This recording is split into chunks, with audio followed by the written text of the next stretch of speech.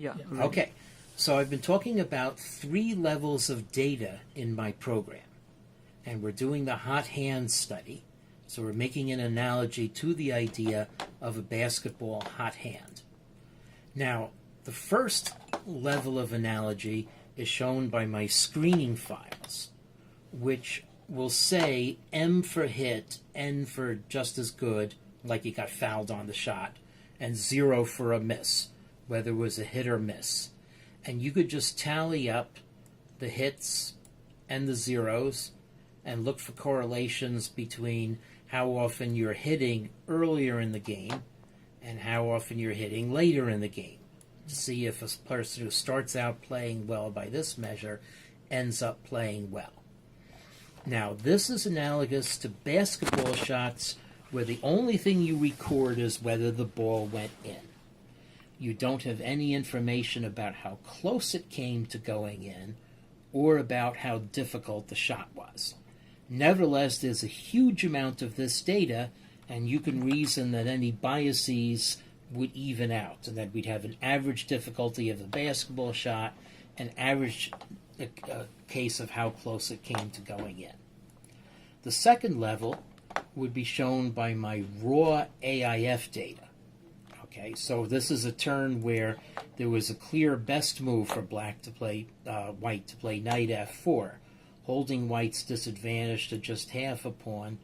Instead, white played this move, which put the disadvantage down to a whole pawn. A difference of 112 minus 53 is 59 centipawns. And if those numbers are all you're interested in, if you don't care about these numbers in between or about the numbers of other moves, then I have this data much more compactly in the moves directory.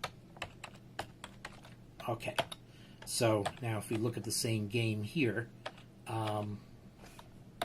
okay, so this was the same game. Let's see, it's the same players. We have to go two more moves further down. Here it is.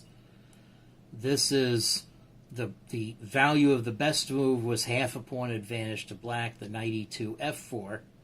Instead, the player played knight e2 to d4. That was now giving black advantage more than the pawn, and here's the 59 difference. So this is like getting information on how close a shot came to going in, but it still does not convey information about how difficult the shot was. So if you have a hot hand player, but he's taking a lot of difficult shots, then you're going to lose part of what you are trying to encapsulate. So that is exactly what my analyzing program does. So we've just run my C++ analyzing program. And the intrinsic rating of those moves is my program's way of factoring in the difficulty, not just the results of those turns. So now we're looking at a game by these two players. Let's see, I seem to have lost where it was. Let me just put it up again. Here it is. Okay, so we were looking at games by the players Heine and Ganaus. So I'll put their names up here for me to type in. So now we want to isolate the moves of this game by Heine and Ganaus. So now we can go in and define a filter, and among the filter we have games involving players, both sides moves. Now this is player is one of. Okay, so we actually we have to do two separate filters to do an and rather than an or. Okay, so all right, so games involving players, so we'll choose item 6, and this would be game with Heine. Okay, and the player's surname is Heine, H-E-I-N-Y. I'm spelling it right. I had to spell it right. Okay, now we want also another filter. So 6 again, game with as black. Okay, it didn't do that, so his name is Ganaus. Okay, now, all right, so now let's go. Show trial is 3 and N, and we have 24 turns. So we're actually pretty clear that that was that game. What if there are multiple games between? Right. So what if there are multiple games by the players? So then, well, generally speaking, two players are not going to play two games on the same day. Game. So let's take the assumption that if we also pin down the date of the game, so if I've highlighted the date from that file, it was played on February 22, 2014, but in Euro style, the year, month, and then day. So I have a date filter that's option 17 right now. Warning, those numbers might change. So if you're writing scripts, don't use the numbers. Instead, use the word like date is. Okay, so name the new filter. So date is, and oops, so date is, I have to re-highlight the actual date is up here. So that's my name of it. And then we have the equality comparison is what we want. So and then exact arena format, Euro format, 2014-02-22. Okay, now let's filter and let's see if we got any change. No, we still have 24 moves. So now we're absolutely clear that we pinned absolutely clear that we pinned down that game. Now, we might further want to isolate the white player and the black player. Okay. And I could have done Haney to move as the white player. But let's attach now. I have reconfigured the program so that there's a lot more default filters. This list is pretty crowded, and maybe I will pare it down for a bit now. But the white to move filter is no longer hidden, so you can just grab it off here. And then it'll ask you, do you want to attach another? No. Okay, so now we did white's moves, and the 24 has been halved. It's now 12. That's what we'd expect. So now let's look and see how good white's play was in the first four moves of the game. Okay.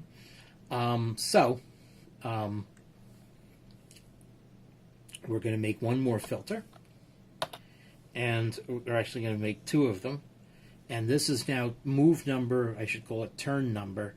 So I probably won't now. I should have called it turn number. All right, turn number. Name turn LEQ 12.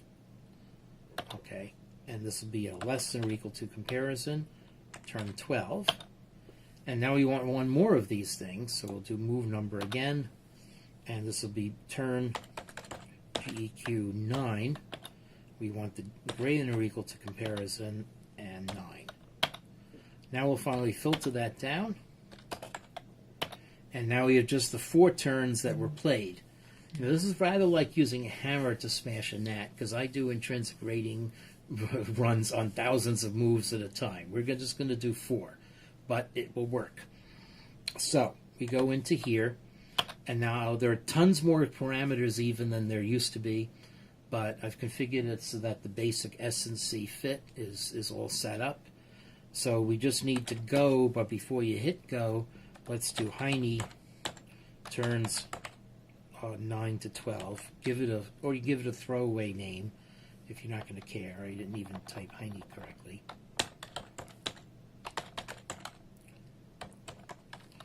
Okay, so we'll go, and we ran it, and my program said that white played like a 1403 player. Well, we saw white made some definite mistakes. Okay, in that turn. Now, let's see what black's play was in those 4 moves.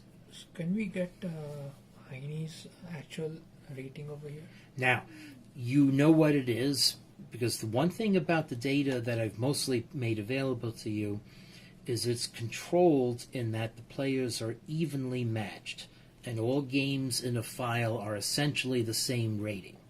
So now the ratings do actually appear in the moves data. So Heine was 2297, Ganaus was 2309 when that game was played. Okay. But you can just use the blanket 2300. Those little differences aren't going to matter. And in fact, even my intrinsic ratings are not significant in the 4th decimal place. Moreover, the World Chess Federation itself used to round to the 4th place to either 0 or 5.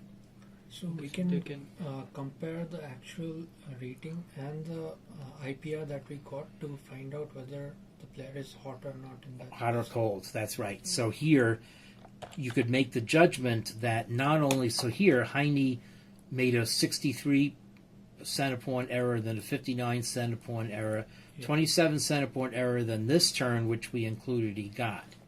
Then a 47, 0, 17, and a 44. Which would be a better option to go to compare the ELO ratings or to go with these numbers? Well, you need to know. See, as I said, it's which data you use is really monitoring how intense your analysis is. So, by analogy, if you were to use just my SC3 reports files, of which I've now making gzip tar files of, then that would be like just looking at basketball shots from the point of view of whether they went in. If you use the moves data, it'll be easier parsing and you won't have to use my program. Yes. Then you're judging how close the shot came from going in, but not the difficulty of from where it was launched. If you use my program, then I'm telling you this 1403 was not just, oh, he made this many mistakes, but maybe the move should have been easier. So it's a real penalty on his play. Now let's look at Black's play over the same period. Just one more question. So this IPR rating is actually considering both, right? How close it was and how difficult it was. Right? Yes, that's my intent. Yeah. So the first aim of the seminar was supposed to be to see whether my simple model was capturing enough of that. Yeah. And the problem is it's not because of the swing phenomenon.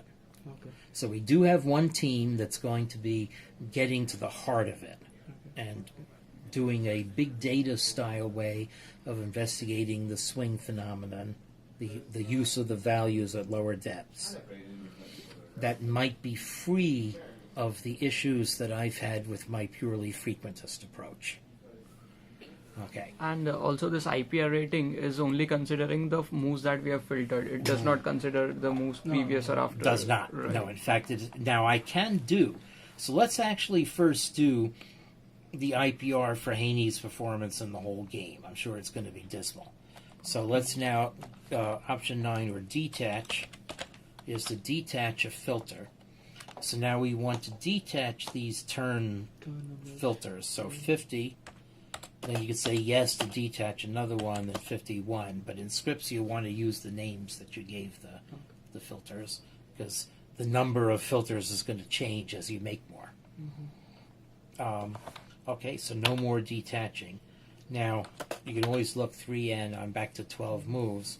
So let's now, 17, and we'll go, and we'll call this Heine whole game.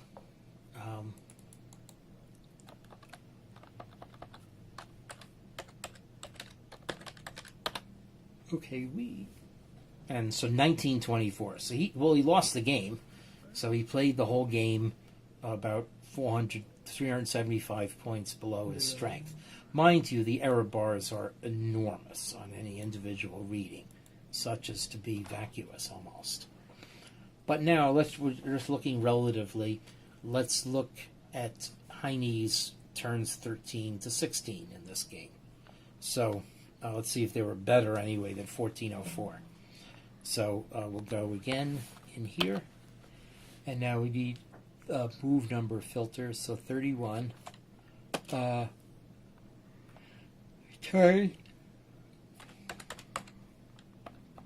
And GEQ 13.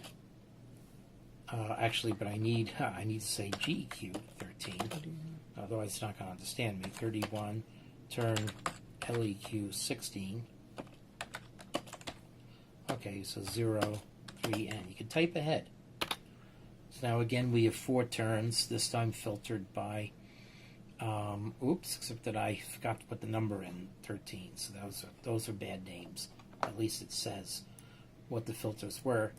Okay, so 17, go, and Heine turns 13 to 16. Okay, so he played those at 25.58. All right, so actually my program says He played like a grandmaster on those 4 moves, so maybe he wasn't so cold. And what does this 108565 signify? The range? Error bars. Error bars. Oh. So, because there are only 4 moves, the error bars are saying, it could be anything. But the other theme, seminar theme that I was trying to put across is to experience how when you add more data, the error bars go down. And most in particular, when you do a regression involving multiple data points, each of which are fairly reliable. The regression line itself, ultimately what you want, can be more reliable than any individual point of data. That was the goal of what I was intending to put across here. So you're going to get lots of these data points, each of them, pretty ridiculous error bars. But if you got thousands of these, then you may see a clear trend that you can establish as significant. In this case, about hot hand. And the way you're going to decrease these error bars is to use the formula for combining z-scores. And you can use just a very simple one, which is to add up all the z-scores and divide by the square root of the number of observations that you have. It's an interesting kind of strangely weighted average. So if you want to combine two, that's not good. Let's see, security risk. Oh yeah, this is actually embedded in the code of one of the chess programs that I use. So never mind, just ignore it. All right, so now let's look at turns 17 to 21 of Heine in the same game. So 9, we're going to detach. Okay, this time we're detaching 50 and 52. Okay, so now we want to create 2 more new filters.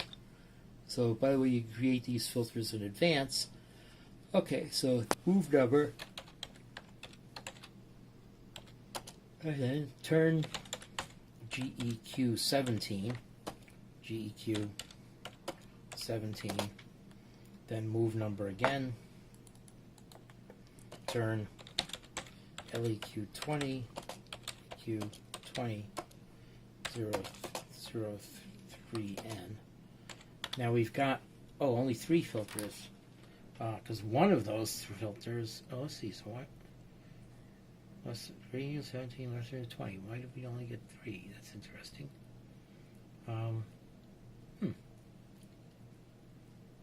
Might have been a repetition there. Should not have been the eval being bad. Oh, maybe it was actually. That's probably where maybe the game went to turn 21. Let's just take a look at that. Oh, the game went all the way to turn 27, but there were points at which the white was down by more than 3 pawns. So So what happened here is that this is turn 16, 17, 18, 19, 20. So some point here is where the game goes above 4 pawns. What happened is that at turn 18, white was down 5 pawns, but black let white a little closer. So there's one later turn, actually, at the 490, one later turn here that gets included later. That gets included now. So let's see. So why?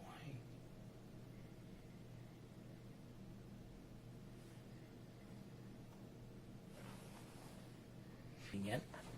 Yeah. So we got 104 from the third sequence of moves in the game. So I see in the large, you're going to look for the sequencing of those numbers and see whether the number being below the rating in the third block of moves correlates with the number being below the rating in the first 2 blocks of moves. That would be called going cold. Okay, in this case, Heine played disastrously in moves 9 through 12, and then recovered to play quite decently in 13 to 16 and decently in 17 to 20, but his game was too far gone at that point. So the last thing you're going to need to bear in mind, though, is that the rating values and even the error values have to be compared against a backdrop of how player concentration and freshness tails off during a chess game.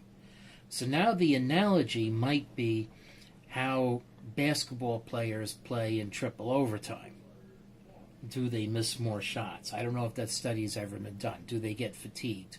Or what if they play 20 straight minutes in the first half? Are they going to be worse in the later part of the game because the coach didn't rest them? This phenomenon is actually better documented, I think, with soccer players and hockey players than with basketball.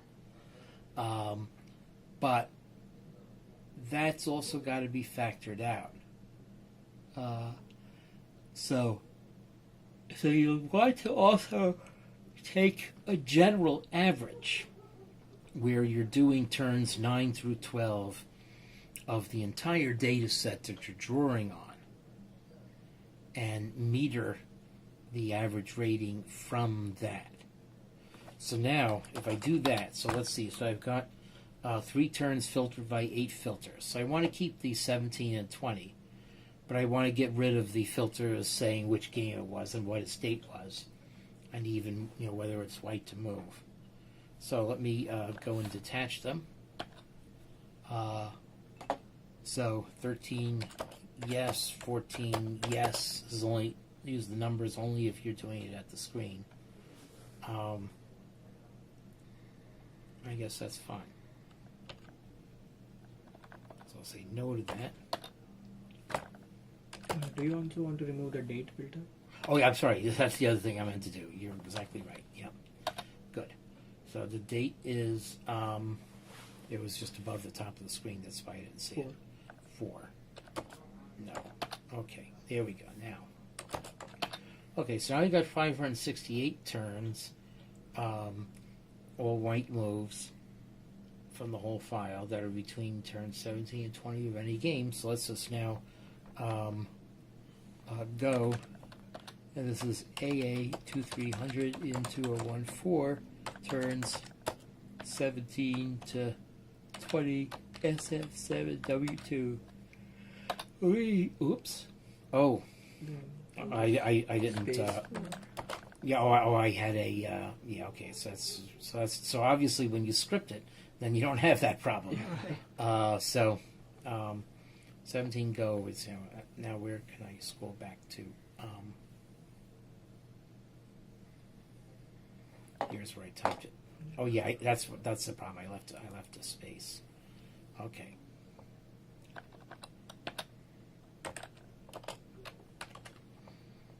Okay, now there's no space.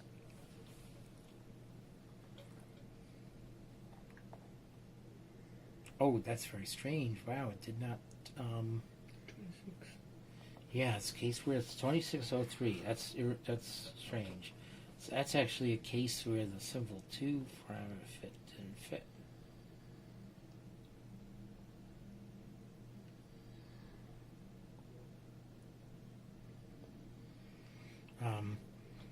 Okay, that's really weird. But it didn't. Let's see. So it didn't actually solve. Now it may have had a bad starting point. So last year we investigated the issue of the effect as a starting point on this. So let me now go in and I'll keep this highlighted, but let's actually change the starting point. Oh, I did the wrong. Well, actually, let's do 2300. Let's change the starting point to the vanilla thing for 2300. So let's go and we'll try it again. Plan B. Okay, that's much more like it now. It's fitting.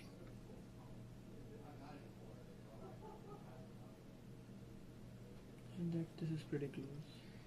Yeah, 2493. Still high, Yeah. but at least at least not as high as the other one. Now let's try. Well, let's try turns. So let's go here. Let's try turns 16 to 13 again. I wish I labeled it correctly. So we'll go 9. 51. yes. 55, I should show you the name. Turn less than 20, yes. N rather.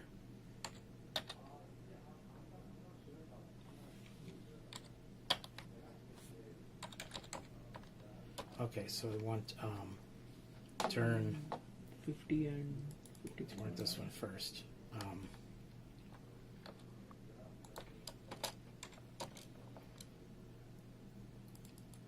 Fortunately, there isn't a rename option. Okay. So that is 612 moves played by white in those times. Actually, I should have gotten rid of the white The tone white filter. one. Yeah, let me get rid of that one too. Okay, so 32. Okay. Well, that's more like it. 12 or 18 moves. So now 17, go. And this is going to be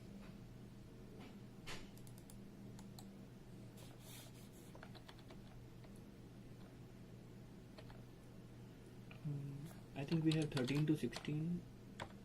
oh yeah, that's right. Thank you. 13 to 16. Yep.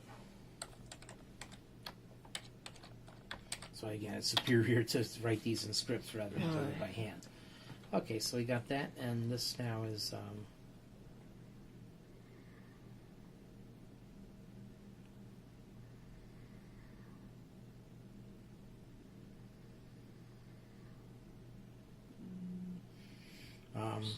So we got 25 to 1. It's still pretty high. So now that's the thing. Now let's try 9 to 12 again. So we'll detach 50. Yes, 53.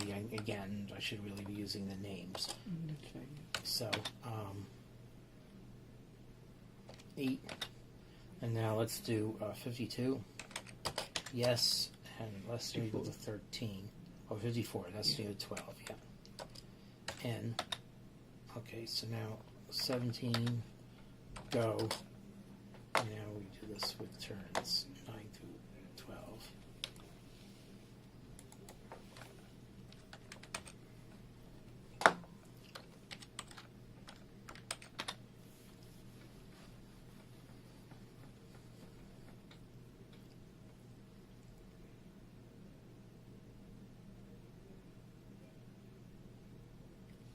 $26.48.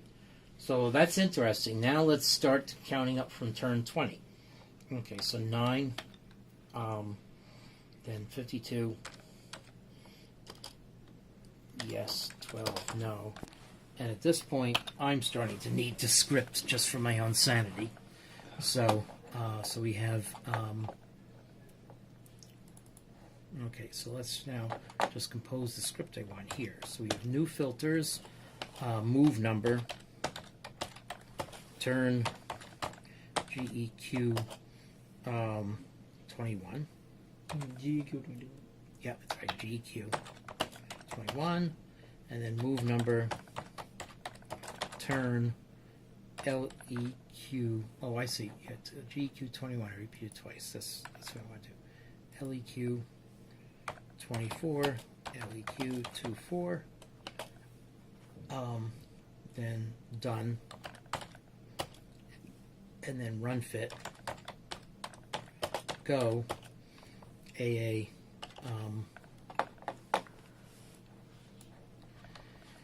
2300 in 2014, turns S 21 to 24, SF7 W2.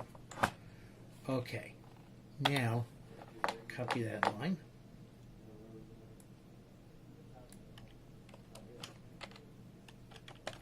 Ah, darn it. Okay. Okay, I copied that line, but now I'm going to make this 25. 20. I'm just going to paste in here. And whoops! Oh, something went invalid. What? Oh no, done. Oh, that should have worked. Wait, new filters. Do we need any difference between adding two LEQ and GEQ filters? I mean, a yes or no between this? No.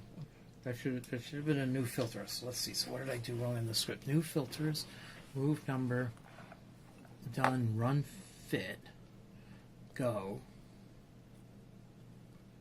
Oh, I only just paste one of these things.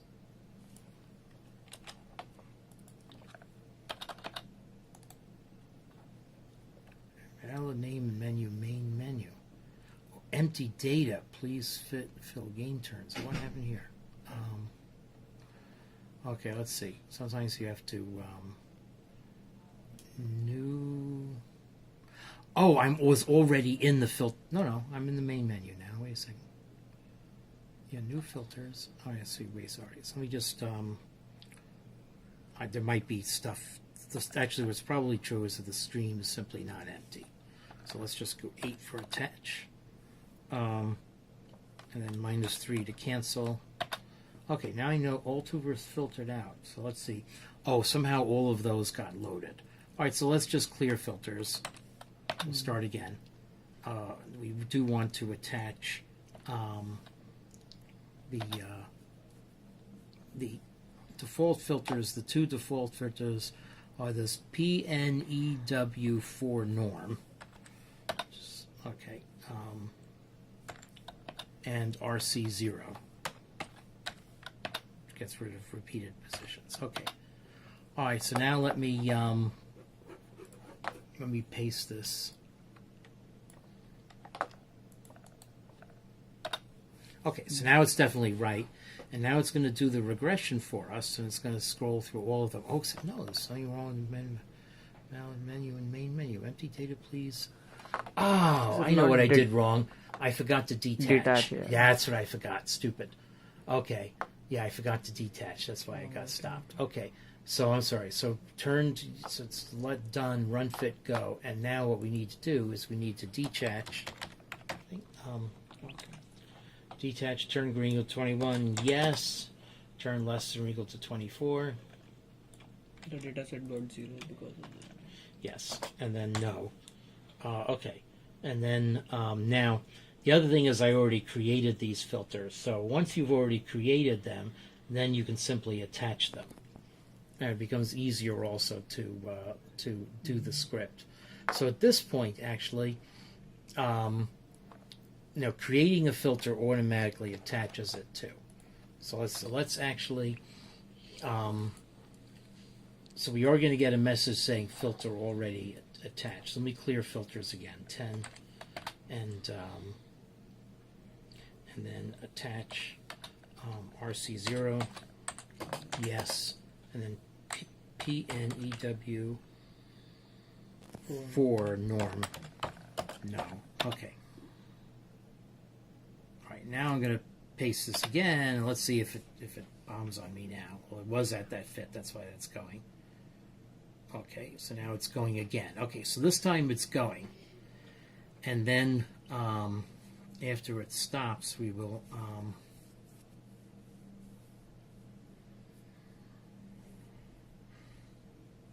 okay, so all these cases, by the way, are fitting. Okay, so we ran that script. And now, I don't have to look in my screen, scroll back for what happened. What happened instead is that it all got recorded in this file. And we skipped to the end of the file, so we got IPR 1973. So if we... 1973 was the last batch of moves, so notice it was under. Then 2028, it was under. 2315, under. 2253, 2355. And then if we go back, well, those are the ones I reran, but this was 2648. So you'll notice that the number tails off during the end of the game. It's because chess players get tired and because the positions themselves go up in difficulty. And I haven't sorted between those two factors. So as I said, it's as if basketball were a game where the players got really tired as the game wore on, instead of like LeBron seeming to get better in the fourth quarter. So you'll need to normalize your results against that factor as well. And that'll be the most difficult part of your analysis. But what I've just said is everything you have to do. So it would be a case of normalizing against data. Okay, I'm going Yeah, to all attend right, to the sure, other all right. student.